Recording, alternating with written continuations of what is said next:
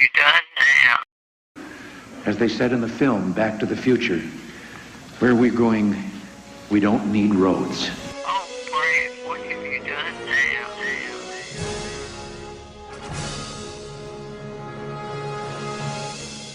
Wait a minute, Doc.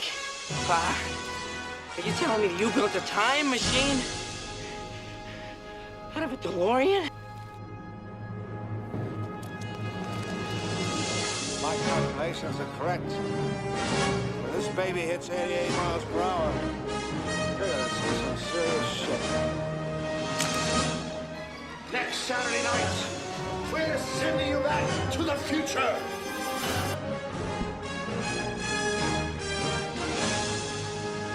Hello and welcome to Back to the Future, the podcast, the only podcast looking back in time at the greatest film trilogy of all time, Back to the Future. My name is Brad Gilmore, and I will be your friend in time throughout this journey through the space-time continuum.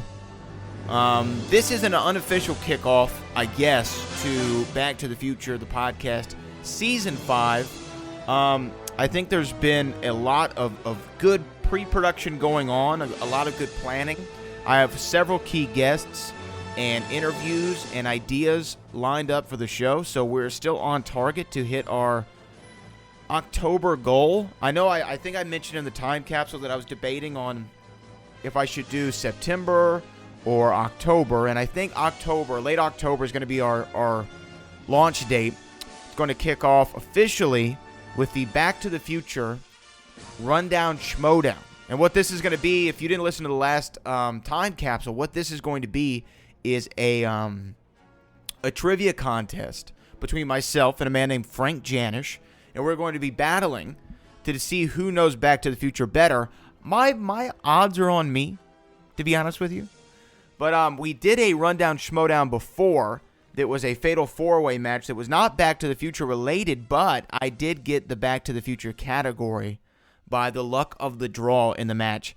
And I actually got one question wrong. For some reason, when pressure's on, and I know it was just like a silly game show, but when pressure was on, I couldn't remember The Honeymooners being the sitcom that was played on the television during the McFly family dinner in 1955 at the old McFly house, or the old Baines house, I should say.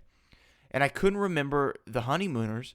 And I said Bonanza, and that was the only one I got wrong. I got every other one right, and I'm feeling rather confident going into this Back to the Future movie trivia schmodown battle that I will reign victorious and hopefully be crowned in some sort of way. And you never know, I might have a couple of surprises up my sleeve, so watch out, Frank Janish.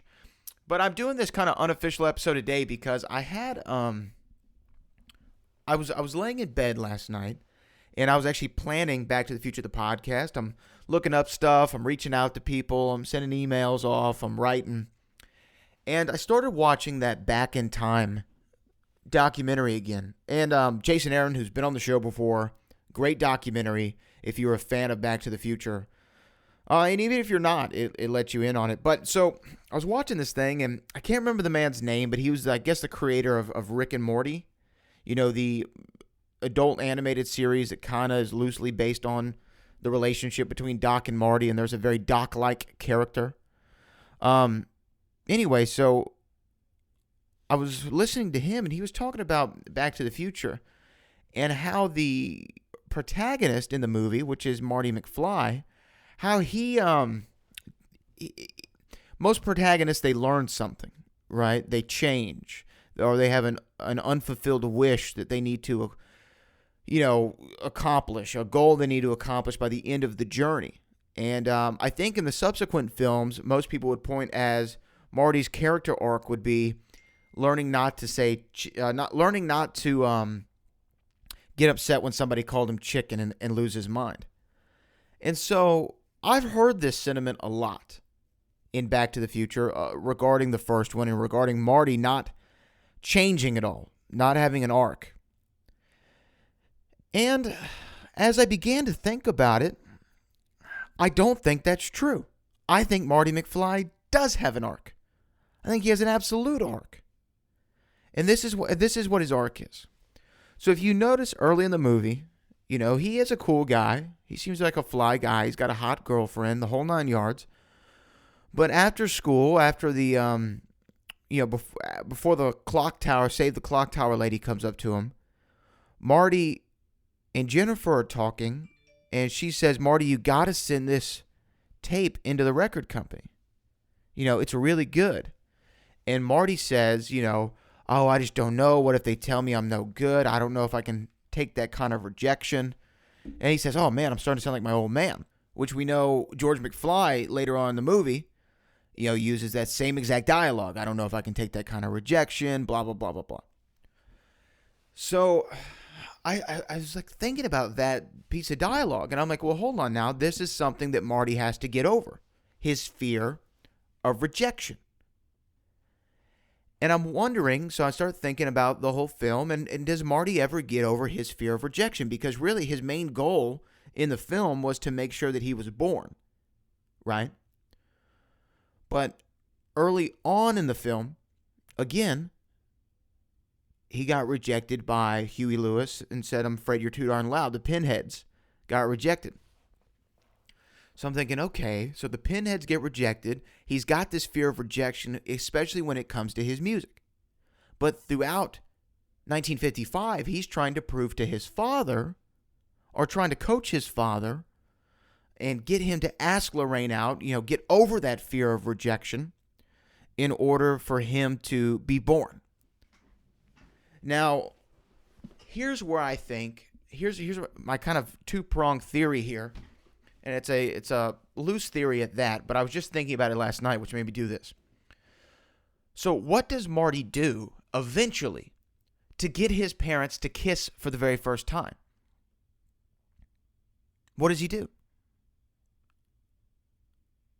He gets on stage in front of a crowd and he plays music, right?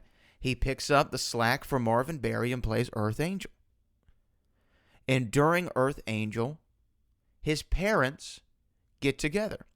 Now, Marty learns in this very moment that he will, in fact, be born, but he also saw his dad stand up for himself. Not only did he knock Biff out, but more what Marty saw while on stage, he saw the red-headed assailant come up and, cut in on the dance and shove George to the side, and then George come right back over to him and shove him on his ass. Marty saw that while he was on stage. And right after that moment, Marty Boone pops up and he starts playing again. Now, after he was sure that his parents were going to, get married and eventually have him because his hand is no longer disappearing, and he sees all of his relatives or his brother and his sister pop back up in the photo, after he knows this occurs, what happens next? He gets over his fear of rejection. See, he had a fear that people would not welcome and not be responsive in a positive way to his music. To his music. Whether that be the judges at the high school talent show, whether that be the record companies that Jennifer was talking to him about, or whether that be just an audience in general. Because the only time we saw Marty play music without anybody around him was in the very beginning of the film, right? He had never, and then when he plays music again, he's only in front of 4 people. He was never in front of a full audience, and you have to think that there was some sort of fear of rejection from a large audience. So after he sees that his dad got over his fear of rejection and was able to stand up for himself and be confident in himself, Marty then gets over his fear of rejection, and he gets over his lacking of self-esteem or self-confidence, and he goes up and he plays Johnny Be Good, and he gets lost while playing Johnny Be Good and starts going nuts, hitting the metal-ish guitar solo, windmill, duck slide, or knee slide, duck walk, the whole 9 yards. I almost butchered all those names, by the way, but he starts doing this. Marty got over his fear of rejection by helping his father get over his fear of rejection. And then when Marty gets back to the future and he sees that everything has changed for his father and his mother and their life because George was able to stand up for himself, get over that fear of rejection, and gain some cojones. So I think after that, we know, after we see that, I think that solidifies Marty's change. Marty's change was really through his father. Marty's character arc was resolved. His unfulfilled desire, whatever you want to say, whatever the man referred to it in the documentary as, it was solved when he helped his father do it. So George was the catalyst for Marty to change. Helping his father helped him. And I think that was Marty McFly's character arc from Back to the Future Part 1. And maybe